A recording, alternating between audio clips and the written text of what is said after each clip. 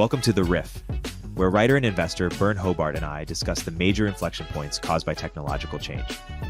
Our weekly conversation covers the obvious and not so obvious ways in which markets and businesses will adapt as a result. Let's jump right in. I wanted to start off first with something that's not on our sheet, but so incendiary it might get people excited. Why should you never buy a home? Why should you never buy a home? Well, I might be the wrong person to ask because I do own a home, but I didn't want to. Um, so, home ownership is, particularly in the United States, but also in other countries, it's this weird thing where it's a combination of consumption, like you need some shelter, and it tends to be one of the kinds of things that governments subsidize and exercise some control over. And the way that the U.S. in particular has chosen to do it is by making it much easier than it otherwise would be to get a loan in order to buy property, which you can also rephrase with no loss of accuracy by saying that the government actively subsidizes highly levered real estate speculation among people who are not actually aiming to be professional real estate speculators. In fact, when people buy a home, they are usually buying a home in a place where they live. Their income is going to be at least somewhat tied to that geography. Maybe they work, like if they live in New York and they work in finance, the price of housing in New York is very much a function of how well it pays to work in finance. Similar for tech in SF, and then in a lot of other places, like there are just a lot of geographically constrained industries where if the economy in your hometown slows down, you will tend to have less money. So we have this weird system where we encourage people to take their biggest undiversified bet, which is just if you happen to live in a given place and do a particular kind of job, there are these external forces that can change the present value of your income dramatically, and you can do very little about that. And then they subsidize borrowing a lot of money to bet bigger on that. And because homes all differ. There are a lot of transaction costs. It takes a long time to buy a house. You have broker costs. Maybe those will start to come down. We shall see. But there's also just the cost of actually evaluating homes and buying them. So it's like, as a savings vehicle, it's very inefficient. The thing that makes it somewhat efficient is that if you have a mortgage that you're paying off over 30 years, you have this forced savings product where you've bought an asset, you're gradually contributing equity to it. Its equity is probably on average going up over time, although again, it's going up. It goes up faster if you're also making more money at work and vice versa. So like from a kind of portfolio management perspective, what you'd always want to do is just rent and then buy some other asset class. You could buy stocks. They tend to have higher long-term returns than real estate. You get less leverage buying stocks, but you do get higher returns. And you're also getting just more diversified exposure to the overall economy. I think there are people for whom buying stocks reduces their diversification. Like if you're buying American index funds, you're still betting on American economic dominance. And American economic dominance is weird compared to that of other countries, because in a lot of other countries, if the country is not the global issuer of reserve currency, then what can happen is if your country's economy does badly and say a lot of borrowers in your country are defaulting on loans that were made from outside that country, it tends to really hurt the currency. But that also means that your country's exports get more competitive. But in the US case, because part of what keeps the value of the dollar so high is that everyone else in the world wants to hold dollars, that's the default risk-free asset. Like that's how people denominate wealth globally. It's just the universal denominator. In a case where the U.S. ran into serious economic trouble, you'd actually probably have the dollar. You'd lose that reserve currency status. You'd lose sort of privileged access to the exports of the rest of the countries in the world. So it's kind of like a different process where you would just ratchet down to a lower standard of living. So there is like that the diversification issue, but really like the macro bet you're making if you invest in the stock market is you're betting that corporate profits as a share of GDP will be pretty high and that GDP growth will continue. And the GDP thing, like, yeah, you're doubling down on a bet you're already making. But the corporate profits thing, like all else being equal, you're probably somewhat better off, like in the near term, in a world where the distribution skews less towards companies, more towards labor, or more towards government. Like in a lot of those worlds, like the average person has more spending power. So actually buying stocks broadly is sort of a way to get this political hedge of, hey, if the economy is growing, but the profits from that are mostly accruing to companies, And to shareholders in those companies, well, you may not like that world, but you can like it slightly more if you at least have a piece of that upside. So um, that's the general case for being skeptical of home ownership. My wife and I did buy a home a couple of years ago, and the main reason was just the Austin rental market is not designed around families with 3 kids at the time, and now we have 4. Like families of that size renting long term. Like you can rent a house that kind of fits a family of that size, but it is a rental market that is targeting very very high income people who want really really fancy houses. If you want to buy just a normal house, or if you want to live in just a normal house, you probably end up buying rather than renting at that scale. But I think that kind of depends on just how different real estate markets are set up. And my guess is that just as financial transaction costs decline and as more investors look at housing as like a diversifier for a more traditional portfolio, you might eventually have more of a real rental market for all scales of housing. So hopefully I will be more right in the future, and we'll see. I read Lynn Alden's blog, I think a couple years ago. She wrote about how she predicted that the dollar would go from something like, I can't remember if it was mid 30s or 40% of all sort of global economic activity to something like 20%, was her prediction. And as a result, there would be kind of no main reserve currency. In her mind, it would be more like decentralized or more fragmented. Does that sound right to you? Do you have a different prediction, or how do you think about that? So it's typically hard for there to be a lot of competing reserve currencies, because if there are, if you're looking for a reserve currency, what you're looking for is just something that is most likely to maintain its purchasing power over time. And when we talk about purchasing power in this case, we're also talking about interest. So it's that plus it's usable just about everywhere. So it actually has extremely powerful network effects. I think currency and language probably are the strongest network effects out there, and they're very durable. And there have been cases where there is like a dual, or in some cases like a triple reserve currency setup. So like if you take a snapshot at the exact right time in the post-war period, you might be able to argue that there were actually in effect three global currency regimes. You have the dollar sphere, but you also have the pound, and the pound was, and there's a I'm blanking on the name of the book. There's a really interesting book by Barry Eichengreen. Might be How Global Currencies Work. How Global Currencies Work. So in that book, he talks about what predicts whether or not a currency will be a reserve currency, and one of the predictors is if people borrow a lot in that currency, they will continue using that currency even if there is another economic bloc that's actually larger, because they still have to service their debts. So there were a lot of countries that were former colonial possessions of Great Britain that still had debt. They'd still been borrowing in London in pounds, and so they still needed to eventually acquire pounds. It was just simpler for them to denominate more of their trade in pounds so that they can use that to service their debts. So there was this period where the UK actually punched way, way above its weight in terms of global economic significance, specifically because there were all of these pound-denominated loans. And then you have the Soviet cluster of countries where they had to do some form of bookkeeping to figure out, okay, like Russia sent you X amount of wheat, you sent Russia X amount of cars, like who owes whom what, and how is this shaking out? So they had to do some level of accounting, but it doesn't really function as a reserve currency.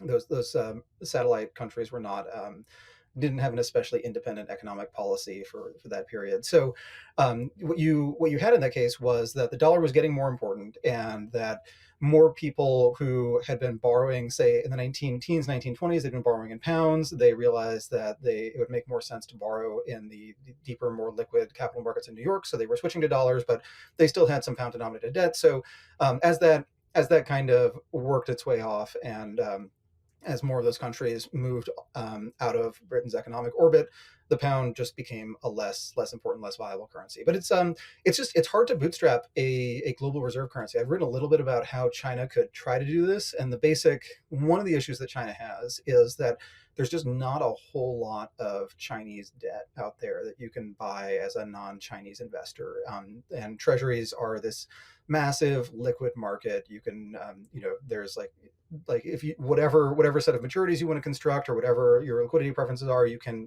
satisfy that at treasuries. So my idea was that what the Chinese central government could do is nationalize a lot of or all of the off the books provincial level debt, and then issue government bonds like Chinese government bonds to fund that nationalization. And so in terms of the country's overall liabilities, it's the same. It's just now a lot of those liabilities are in the form of a debt that can be globally traded. But China also doesn't really like having a free flowing currency. Like, they don't like people being able to move money in and out of China at will. They don't like their currency being able to fluctuate. And that also just makes it tough to have reserve currency. So like, if you have all of your money denominated in some currency that is held in some country, and that country just tells you you can't actually move this money out of the country and you can't convert it into some other currency, then in some sense you don't have any money after all. And that's one of the reasons that Germany did not have reserve currency, even though their economy was growing really fast. They had a lot of exports in the late 20th century. They never actually got to they never really wanted people to be actively trading the currency. They were kind of skeptical of that sort of thing. And so you just didn't want a lot of your money in marks if you could help it.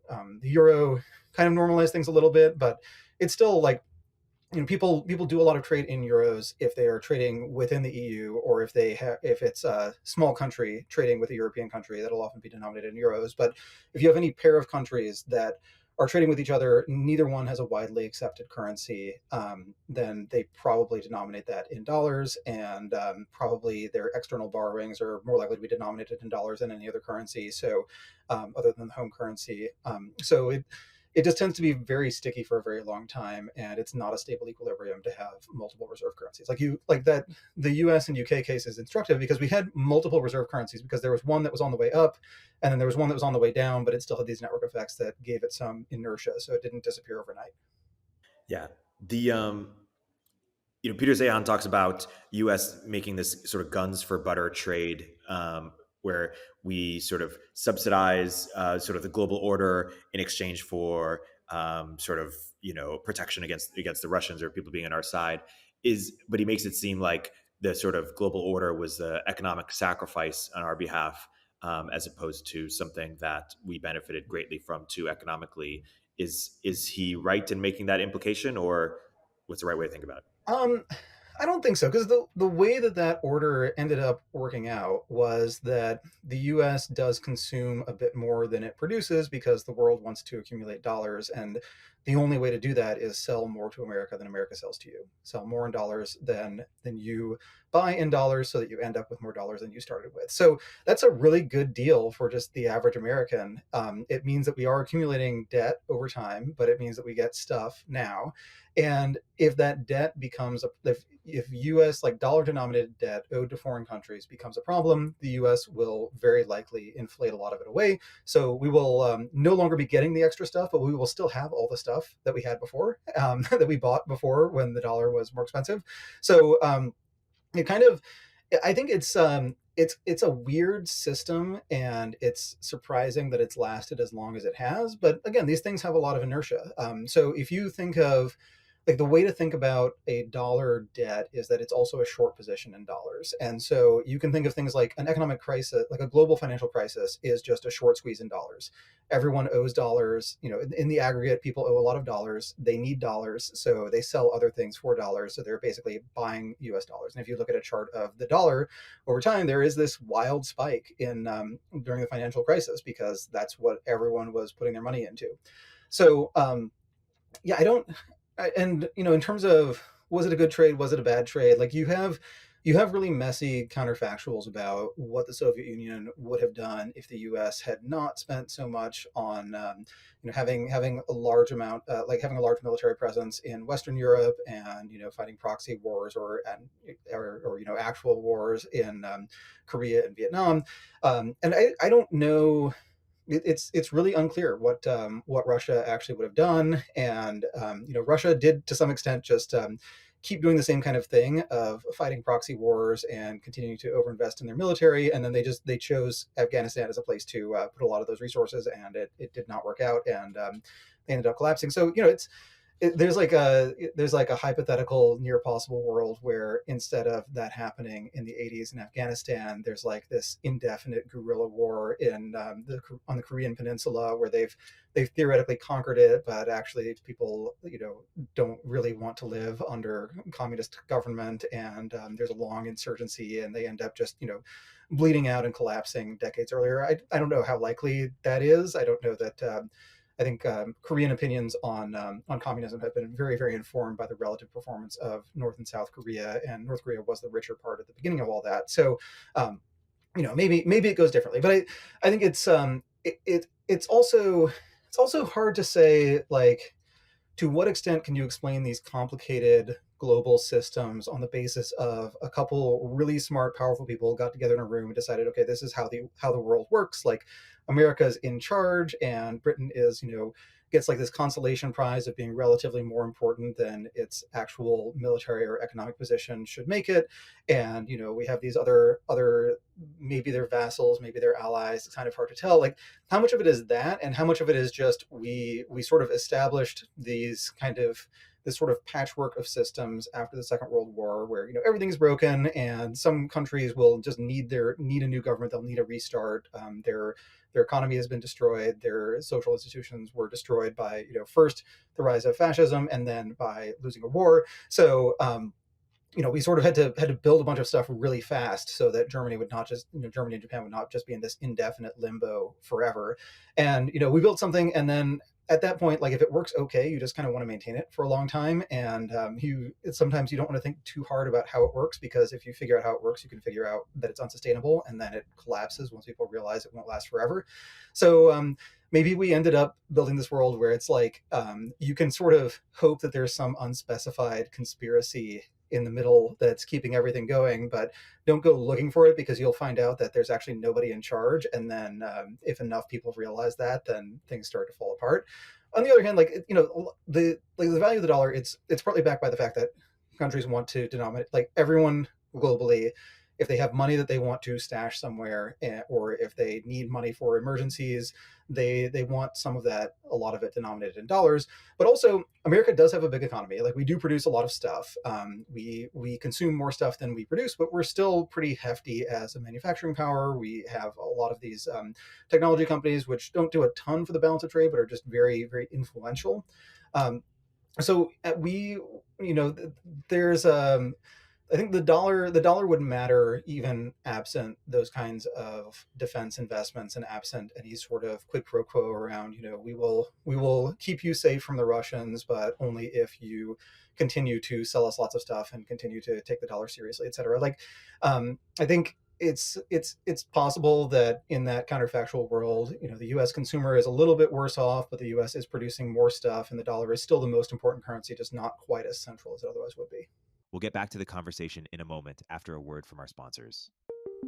If you don't already subscribe to Turpentine's industry-leading newsletters, like our new daily AI newsletter, Emergent Behavior, or Media Empires, you should.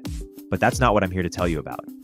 The platform we use to power these newsletters is called beehiiv, and it's excellent. First of all, it was started by the same early team who helped build Morning Brew into a $75 million newsletter business, and they built beehiiv to offer that same powerful functionality to anyone sending emails. From essayists to business owners, the platform is beautiful, their text editor is intuitive, and they help you scale your audience with custom growth features. beehiiv has powerful tools to help you monetize your content. You can easily launch paid subscriptions or pursue an advertising model. The beehiiv platform will even connect you to premium brands to sponsor your newsletter.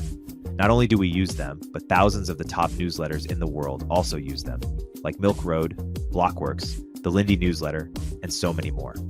beehiiv's founder hooked up Moment of Zen listeners with a sweet deal. Get 20% off for 3 months with code MOZ. Visit beehiiv.com, that's beehiiv.com, to get started. I want to segue to something you wrote about when you talked about collusion as it relates to oil prices and why that's difficult. Yeah, so there's this narrative out there that one of the Pioneer, which is a fracking company that's being bought by Exxon, that they were trying to collude to keep oil prices higher, and other oil companies. There's this more real world collusion that Pioneer apparently was involved in, where they would actually talk to OPEC and say things like, we'll produce less oil if you produce less oil. And then OPEC produced less oil and everyone's happy. I don't know how much a company with like 30 basis points of market share, so 1/300th of global oil production, like how persuasive is that to OPEC? Probably not especially, but maybe it tells them something on the margin. The other form of collusion that people worry about, which is actually a more realistic thing to worry about, is that companies, they do conference calls, they talk to investors, they talk about their strategy. And if someone comes out and says, we think that the right way to run an oil company is don't invest unless you think that you're going to hit at least a 40% return on, like 40% return in cash terms over the life of this investment. Like if everyone's saying that, or if someone starts saying that and someone else has a lower threshold or won't tell investors their threshold for what's a viable investment, then maybe investors start to ask that company, like, why are you accepting lower returns on investment than your competitors? Why are you spending so much money on drilling when you could be buying back your stock? Your stock is cheap, that's why we own it, etc. And so these companies can kind of coalesce into a view of, hey, we should hold back production a little bit, we should drill a little bit less, and we should just enjoy high prices and do a big buyback, pay dividends to shareholders, etc. Ironically, the complaint about fracking companies for a really long time was they are really good at producing oil, really good at consuming cash, and not really good at giving investors an actual return on their investment. And that just has gotten a lot less true over the last few years. They do actually generate a ton of cash when they aren't constantly drilling additional wells. But how much of that is collusion and how much of that is just like everyone who was relentlessly producing at all costs ended up losing all their money? So you have selection over time for in cyclical industries. You have this selection for optimism when prices are up and growth is high, and then selection for pessimism the rest of the time. And so at any given time, you're always looking at this snapshot of the managers who survived up to that point. So they were aggressive enough that their company grew, so investors didn't want them fired, but they were not so aggressive that the company grew and its balance sheet grew faster and it went bankrupt. And the other thing is, like, it's actually just fundamentally hard to affect the price or volatility of oil. There's a long lag between when you decide, like when Exxon decides it wants to produce more and when the oil actually comes out of the ground. Oil demand tends to fluctuate over shorter terms. The frackers do have a shorter cycle. Like they are, like typically the depletion rate is a lot faster, so they are actually a bit more responsive to demand. But most oil in the world is not produced from that process. It's produced from fairly long-lasting things that have a multi-decade. I mean, it's front-loaded, but like a multi-decade process, a multi-decade period in which they will actually be producing oil and gas. So, given that just means that the intersection of supply and demand for oil is just going to bounce around a lot more than the intersection of supply and demand for other kinds of products. And there have been times when oil volatility was quite low. So Standard Oil basically imposed not quite fixed prices, but they basically imposed pretty controlled oil price fluctuations. And they lost control after a while because a bunch of people started drilling in Oklahoma and Texas, and there was this massive glut. And then the Texas Railroad Commission basically imposed its own price cap, and there's this insanely stable period for oil when they were able to do that from, I think, like the late 30s through late 60s. And then you have this explosion in volatility when OPEC decides that they realize they can start actually manipulating oil prices, and they've nationalized the U.S. companies by that point. So they did actually control a lot of the world's oil.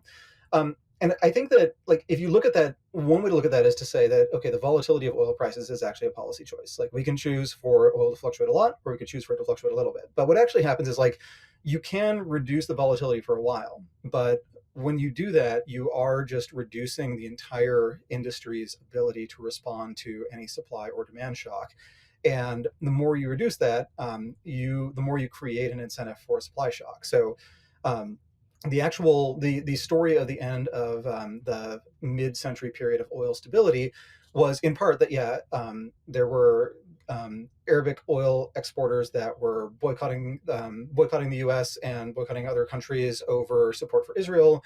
OPEC was raising prices because they could, but before that, there was this period where the Texas Railroad Commission kept reducing kept allowing people to produce more and more oil. They used to just cap cap production, and they relaxed the cap and relaxed the cap, and finally they just got rid of it, and it did not lead to a sufficient increase in oil production to actually change the supply and demand balance. So what had actually happened was the Texas Railroad Commission had for a while been making oil more stable, but they'd also been setting up this situation where when that stopped, when they had lost their ability to maintain that stable price structure, the prices would go really crazy. So they essentially borrowed volatility. They borrowed stability from the future and then paid it back with volatility in interest. They paid it back with interest in the form of higher volatility.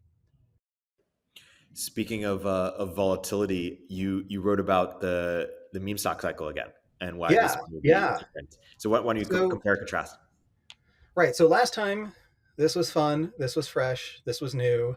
Wall Street Bets had like tens or hundreds of thousands of subscribers, and GameStop had massive short interest. I think it was over 100%, which, by the way, is not like a weird conspiracy thing. It's just like, suppose you have a company with one share of stock and I own it and I lend it to you and you sell it because you're a short seller. You sold it to someone and they could lend it to someone else, and then that person could sell it too. So you can have like arbitrarily high short interest as a share of shares outstanding. 100% is not the cap.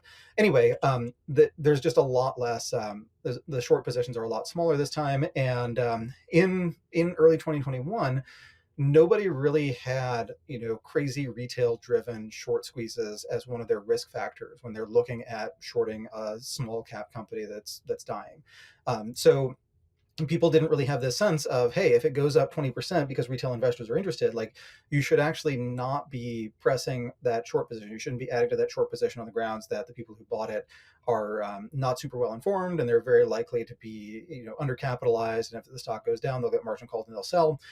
It's in like when Wall Street Bets was growing, you had this influx of attention and this influx of capital the thesis for GameStop, like the original thesis by Roaring Kitty, was a value thesis. But when the stock had gone up 10x, it was no longer a value stock. It was really hard to justify that price, but there was this cult around, we're buying GameStop, we've got diamond hands, etc. And when that's growing, when people are buying into that, then the stock price can go arbitrarily high. It's not like it can go up to infinity, but you wouldn't really want to be picking a price and saying it can't go any higher than this. But now a lot of those dynamics aren't there. Like, Wall Street Bets has been the subject of a Hollywood movie. There are books about it. There's a lot of, it's well known. There's really not someone who is going to hear about meme stocks for the first time this week and decide they're interesting and start buying some GameStop.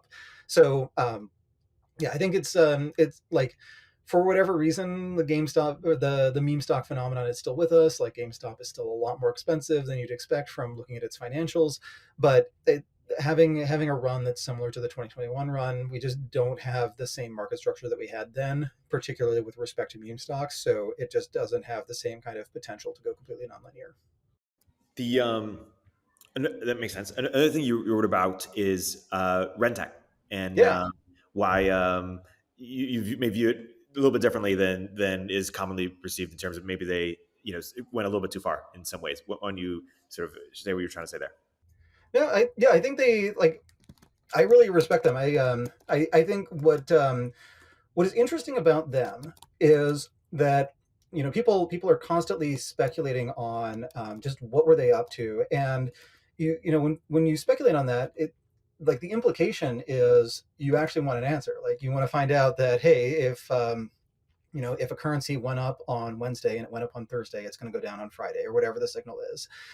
And there's this fascinating thread on this forum called Nuclear Finance, that's finance with PHY, which the forum is now defunct, and not all the pages of that thread are in the archive, but there is this thread where various quants are talking about Rentec and trying to figure out roughly what it does. And at one point in the thread, someone said that I think they'd been to a talk by one of the principals there, it might have actually been Simon's, and that one line in that talk was that the signals that Rentec uses are typically not profitable on their own after transaction costs. And I think that's that it's not uncommon in quantitative finance. I think that's gotten more common over time. But I thought that was really striking, because it makes sense that if you have, like, if any one signal does not actually give you enough information to make money, but you have lots and lots of signals such that you can wait until there are 10 reasons to buy this, or you can wait until there are 50 reasons to short it, and only then do you do it.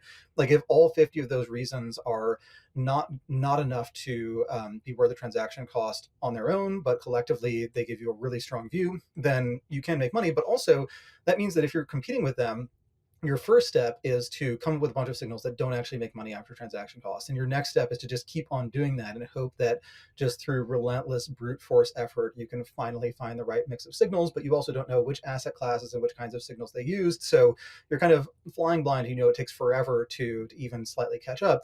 And the other thing is, like, Rentec, they've been at capacity for a long time. So they capped the size of the fund over a decade ago. They kept the size of the medallion fund at $10 billion. They're just returning the profits to investors each year.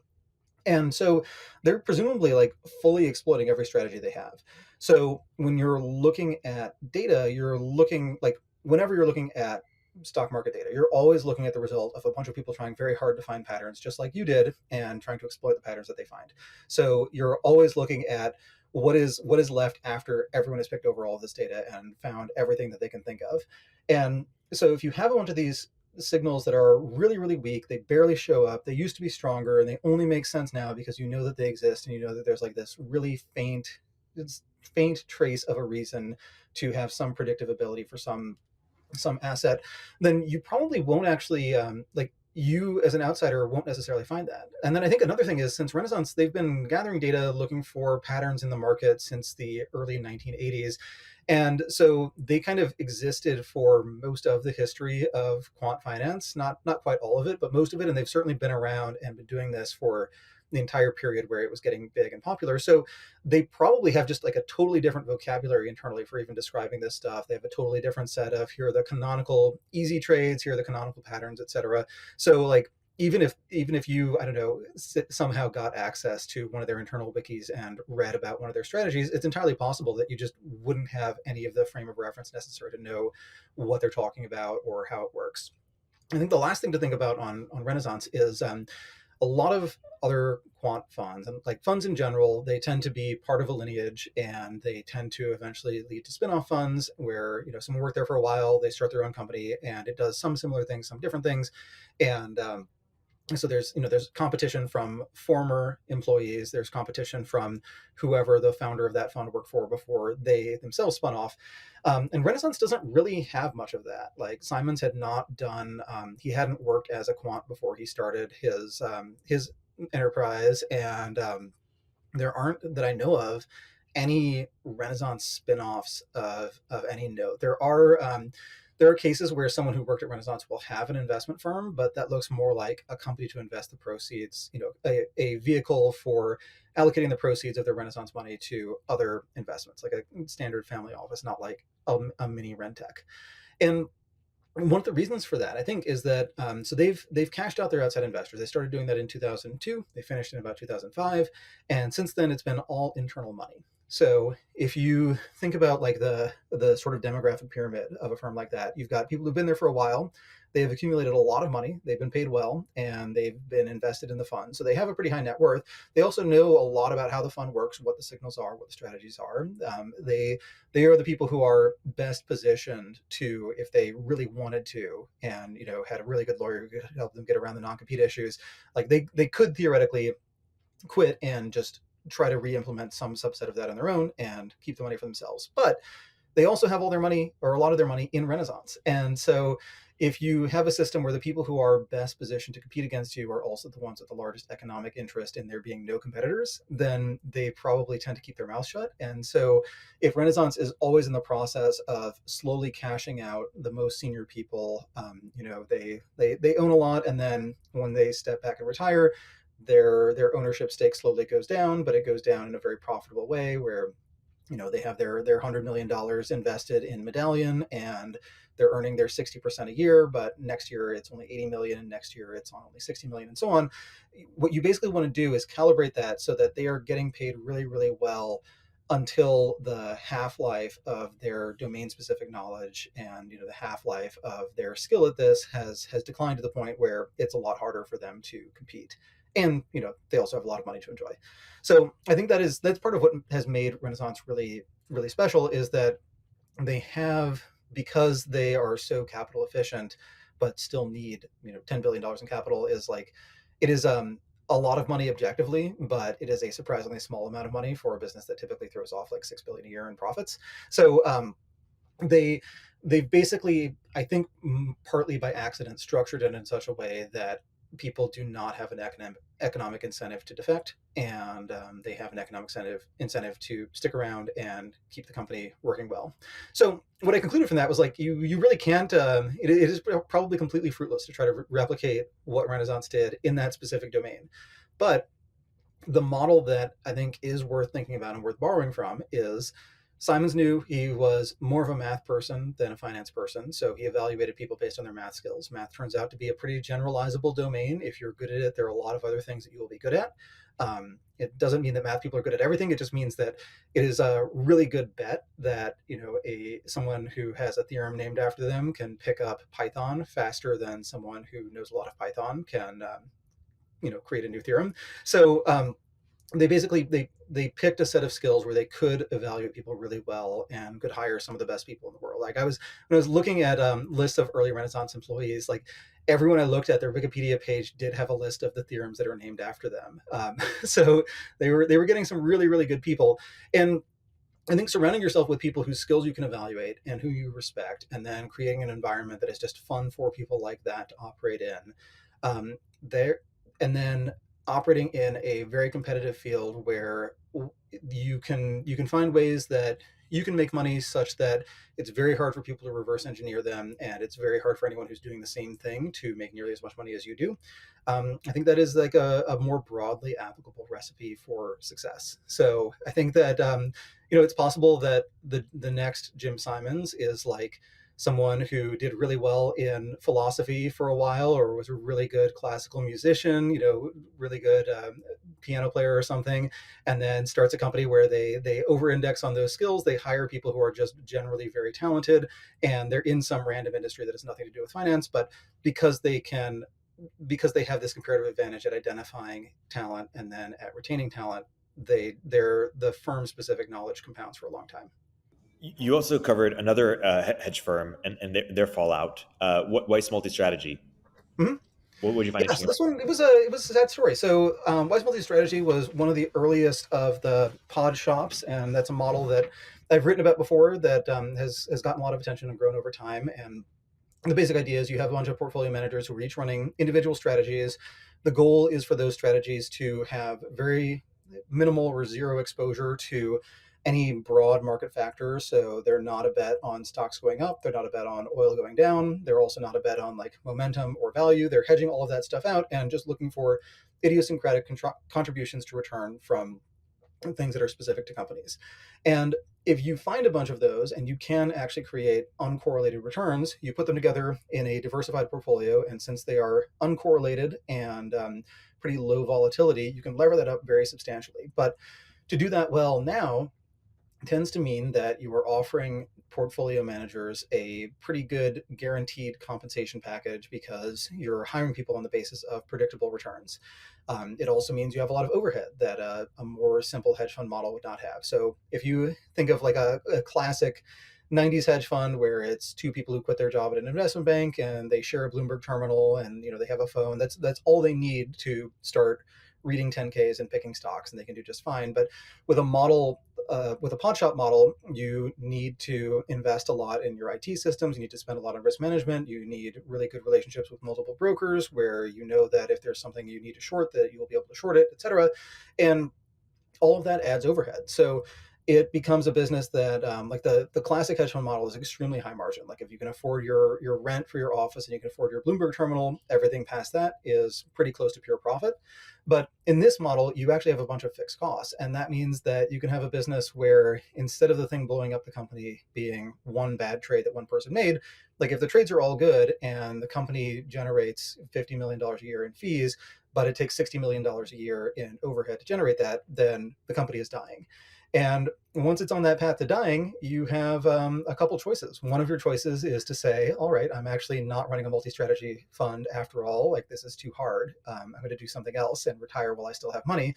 One strategy is you actually accelerate that spending. You say, okay, at 50 million a year in fees, this is not viable, but I think if we raise our operating expenses by a third, we might be able to get, twice the assets under management and twice the portfolio managers, and at that point we're profitable again.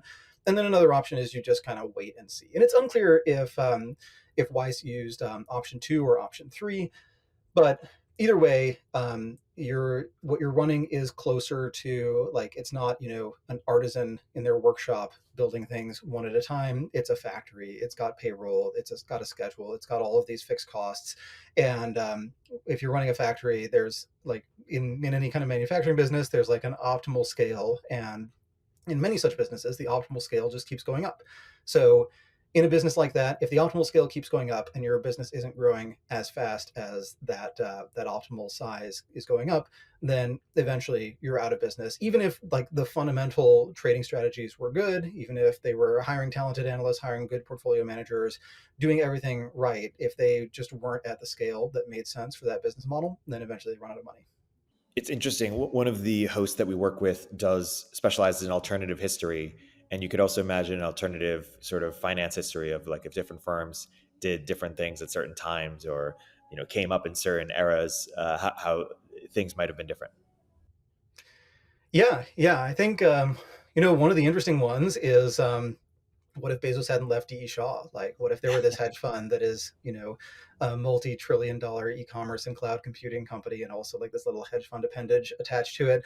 I think, yeah, there is a fair amount of alt history that you can imagine, because a lot of these companies do start, like, they're built around some founder who has particular personality traits, particular preferences, and just a way of doing business. And a lot of these funds, they have evolved from one person who was just really good at trades, really, and trading. So, like, there is that difference between trading and investing, where, like, one way to articulate it is that if you're an investor, you're thinking about the real world, and you're treating prices as this vague approximation of where real world value lives, and you're just trying to find discrepancies. And then with traders, you're looking for those discrepancies, but it is entirely based on who your counterparty is, what they might be thinking, what would change their mind. And so you're entirely operating in that dynamic, where you don't strictly care if the things you're trading are overpriced or underpriced. What you care about is, where is the price going, and how confident are you that you can exit this trade on profitable terms. And a lot of the firms that became big multi-strategy firms,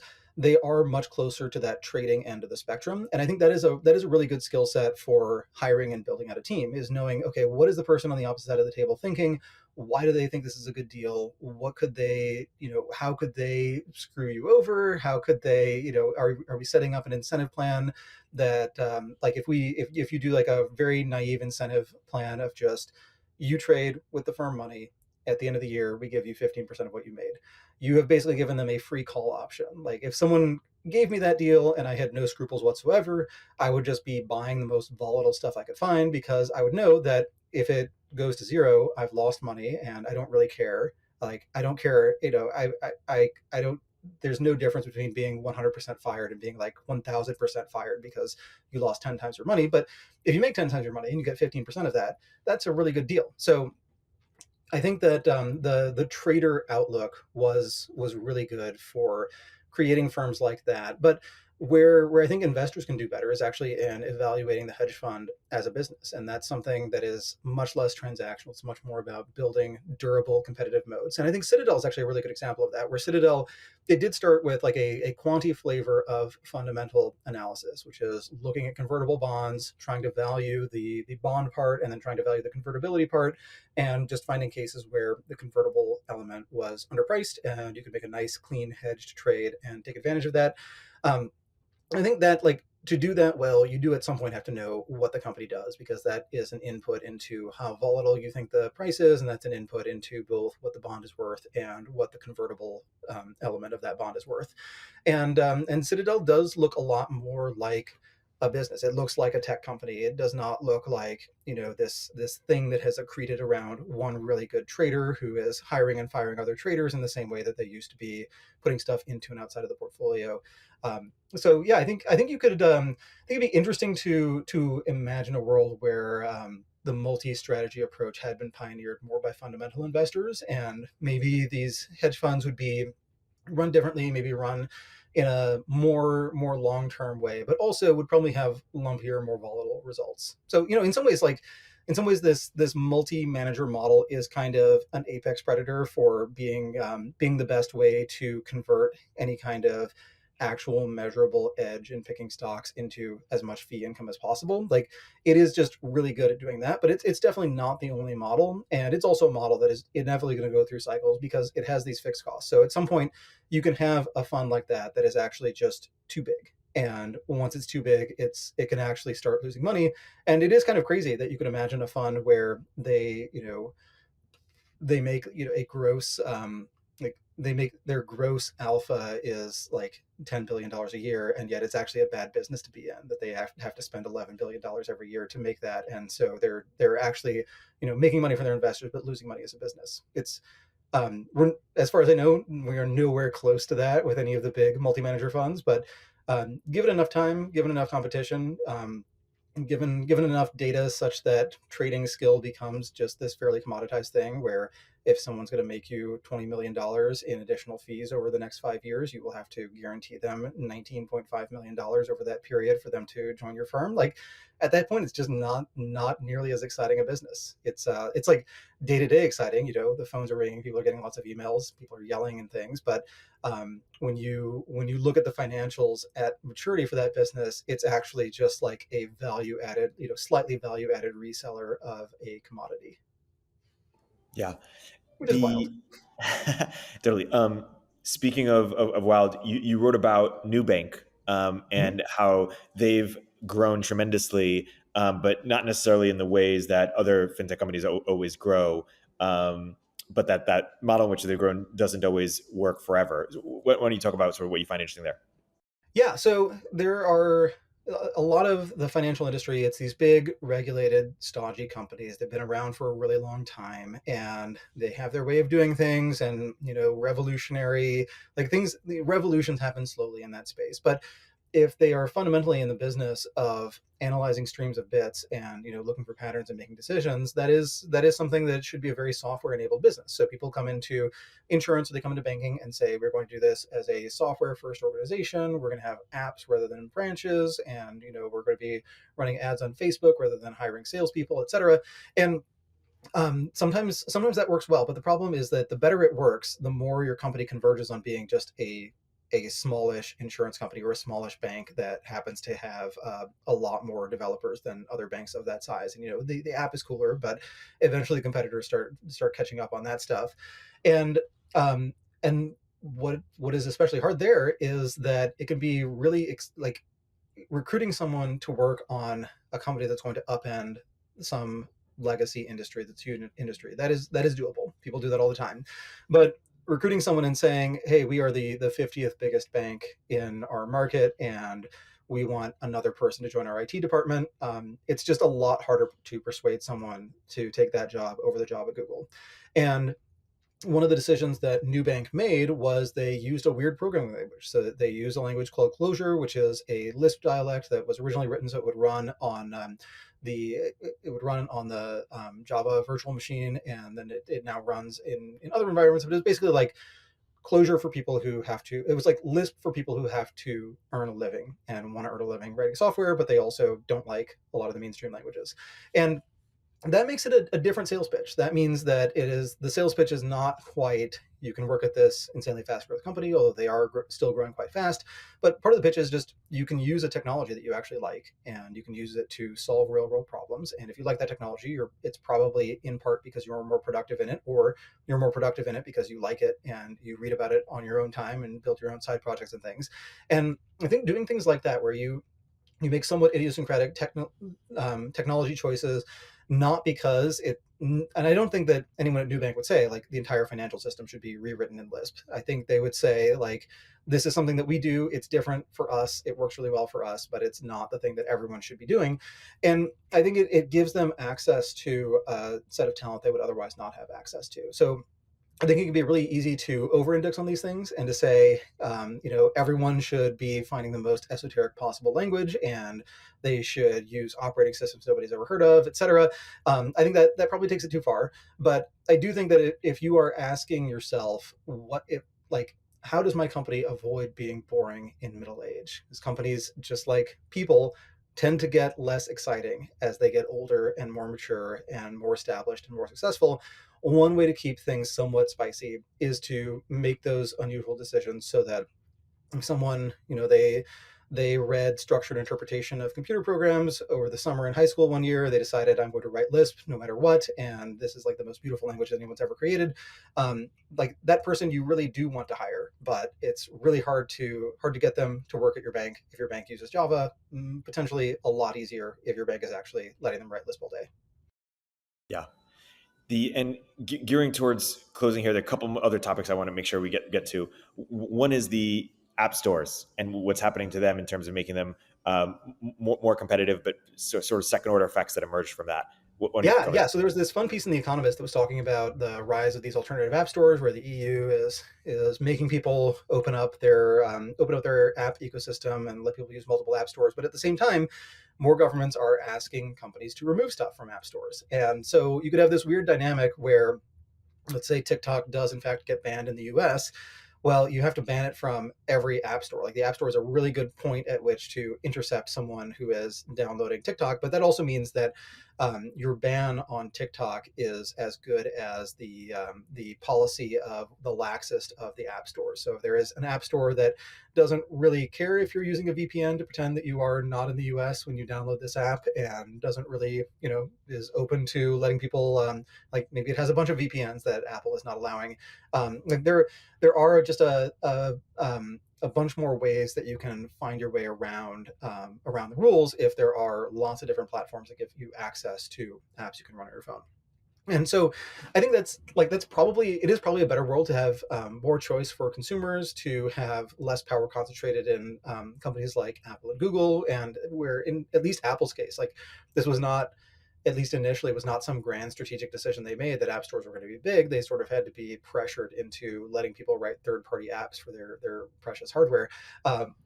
So they like really lucked into the degree to which that turned out to be an incredibly profitable business. I think they made a lot of very strategically sound decisions along the way, but they've definitely exercised their power with less discretion than perhaps they should have. So like it's a net win for consumers if there are more choices, and it's a win for independent software developers if there are other ways that you can get your app to customers without necessarily paying really enormous fees all the time. But it's actually a tougher world for governments to navigate. And so what I suspect will happen is that they will actually prefer that the app stores remain more monopolistic, so that there is just a central choke point where you have one place where you can send someone a sternly worded letter, and the policy changes, and suddenly that app is no longer available to US consumers. This was you also wrote about in the capital gains piece, sort of how there's different advice you'd give financially based on people's sort of financial acumen and their kind of ability to implement that advice. Why don't you talk about that? Yeah, so this was a question I got from a reader a while ago, is like, should schools be teaching more financial literacy, and how should they? And I sympathize with that a lot because I think it would be a fun class. I would have enjoyed it. But when I was thinking about it more, I was like, okay, what are the specific problems we're solving for? And do we have similar categories of problems where we think that people are just adrift if they don't hear about it in school? And also, like, how much attention do people actually pay in school? It is quite reliable on Twitter that you can just claim that you take some historical event that you did in fact hear about in school, and say that they never tell you this in school, and then you run with it. And I think that that's probably a lot of what would happen if we had like a mandatory personal finance class, is that you'd sit down and have to explain what a Form 1040 is and the relative advantages of 401ks and Roth IRAs, et cetera, and then you'd completely forget it. And once you were actually making that decision, you would not remember this stuff. But also, by the time you're making that decision, it's many years later. And so the rules have probably changed. And so if what you memorized turns out to no longer be true because the tax code has changed, or the limitations on what you can put into what kind of retirement account have changed, then it was actually bad that you ended up being pretty confident that you knew how this stuff worked and you did not. A lot of personal finance choices, it is this, like, really the answer is just, you should know your way around a spreadsheet, or you should be able to do some quick mental math. You should be able to check things. And a lot of the personal finance decisions people make are just cases where they don't think of things like, what interest rate am I paying? They think of things like, what is the monthly payment? Like, people very, like, the people who run into trouble borrowing lots of money tend to be people who anchor to, this is a low annual payment, and not to, this is effectively like a 55% interest rate on a consumer purchase, and there's no reason to pay that much money. And I think another thing, though, is that when finance gets more interesting, it's also more adversarial. So if you had a class that was called Stock Picking 101, you told people, here is how to read an annual report, and here's how to look up insider transactions, and here's, if you must, here's a stock chart, and here's what you could say about it, and all that stuff. Like, I think the worst case scenario would be that you teach a bunch of people this course, and they all come out of it thinking stock picking is actually fairly easy. It's something I learned how to do in high school, just like diagramming a sentence is something I learned how to do in grade school. Now I know how to do it, and I can do it. And the problem is that it is an adversarial system. It's a dynamic system, and there's also a system where most of the things that are superficially appealing are actually a pretty bad deal, and that is like the whole structure there is that it looks good and it is bad. So if someone learns that dividends are real money that a company pays you, and that is broadly true, like, there is a reason that dividends have such strong signaling value. There's a reason that companies are very reluctant to cut dividends even when they need the cash. But if you conclude from that you should just look for companies that pay high dividends, you will end up owning shares in a bunch of companies that pay an unsustainably high dividend and continuously issue stock in order to pay it. There are some real estate investment trusts where that is basically their business model, is like, they earn, I don't know, 6 or 7% on assets. They have a dividend yield of 9%. They can't actually meet that dividend yield out of their operating earnings, but they can keep selling stock to people who are willing to buy it at that yield. And those people are just continuously getting a poor return. Like, the value of the shares that they're getting is declining in a way that more than offsets the yield that they're earning. But the decline is not quite fast enough to entice short sellers to just short a ton of it. So it stays at this unpleasant equilibrium. So I went into that, like, writing that piece, I was thinking, okay, what would my ideal curriculum be for this? And I concluded that an optional history of finance course that mostly focuses on crashes and disasters, that would be interesting stuff. You'd actually learn useful things. It would make some parts of history a little bit more coherent. And it would also be just this constant recurring reminder that this stuff is hard, that even very sophisticated professionals can sometimes lose all of their money doing things that seemed quite smart at the time. And therefore, be very, very cautious when you believe you found an incredibly good deal and it happens to be like the first stock you ever looked at, or the first option you ever tried to price. It's interesting, this idea of like, invest where you have an edge, or invest, in something you truly understand. And most people don't truly understand anything. So, better to, be safer. At the same time, there are people, I don't mean to make him example necessarily. Ron Conway, for example, who invested in Stripe and famously like couldn't describe what it does. And there's a type of people, it's almost like invest in things you don't understand, but by people who are really smart, and you sort of like, how do you put it? Like, distribute you borrow conviction but your edge is being networked with the right people. And there seems to be a cottage industry for folks like this who are Michael Keeves or Keeves, others just like super connectors who are able to really leverage the people that they know, even if they don't quite understand it themselves. I would say that is investing in what you know. It's just, if you know people and you're Yes. really good at evaluating teams, and you also have an edge in just being introduced to promising people at the right point in their career, that that's what you should do. And if that is your edge, then maybe it's actually a poor use of time to look into the company, because you can, like, I think it's probably for a company that is where it's a contrarian move to start it, you can probably learn enough about the industry to know, to be able to recreate the argument for not starting that company. And then there's more that you'd have to know, or you just have to have higher risk tolerance to say, no, we can do this anyway. And either here's why, or we just have this will to power and we will make it happen, even though it is objectively not a great idea. So I think that is still investing in what you know. And I think, like, the Peter Lynch advice is actually reasonably good. Like, sometimes you will pick up on a trend just because you happen to be in the right place at the right time. You happen to hear it. I think I probably should have paid more attention to my friends who were closer to the AI world when they were all getting really optimistic about NVIDIA.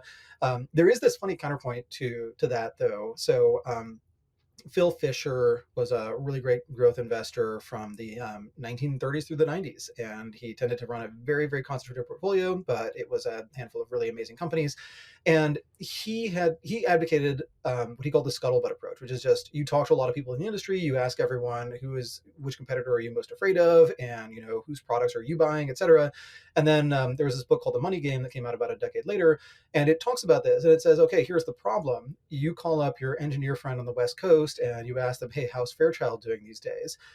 Your friend has stock options. If your friend works at Fairchild, your friend is going to say, it's great, it's amazing, buy more shares now. If your friend maybe works there but has been buying equipment from some other company, your friend has probably also bought stock in that company and is telling you to buy stock in that company too, and telling you, yeah, tell all your friends, all your other hedge fund manager friends to buy this stock. So it's, I think, in a more fragmented world, that strategy can work really well. But in a world where people are actually pretty much aware of the stock market, and where they have their Robinhood or Interactive Brokers accounts and they are actually trading this stuff, like, you're still going to get information from those conversations, but it's information that is very much colored by people trying to do exactly what you're trying to do. And they will probably ask you questions right back, like, hey, are people shorting NVIDIA? Do they think that this is over?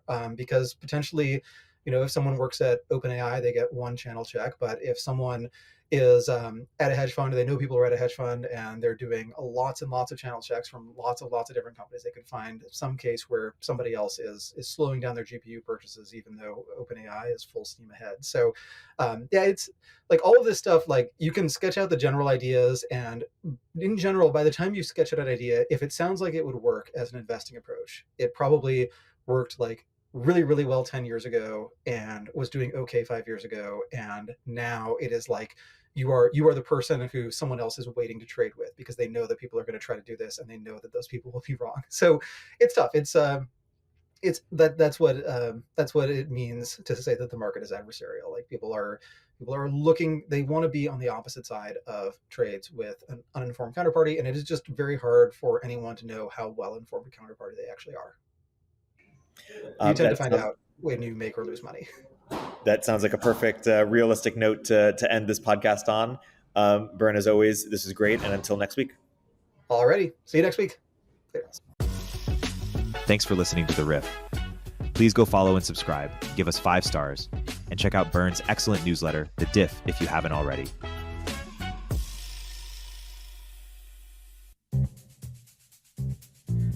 Hey everyone, Eric here. At Turpentine, we're building the first media outlet for tech people by tech people. We're the network behind the show you're listening to right now. We have a slate of hit shows across a range of topics and industries, from our AI and investing cluster of podcasts to shows that drive the conversation in tech with the most interesting thinkers, founders, investors, and influencers, like Econ 102 with Noah Smith. We're launching new shows every week, and we're looking for industry-leading sponsors. If you think that might be you and your company, email me at ericaturpentine.co. That's ERIK at turpentine.co, and let's partner together.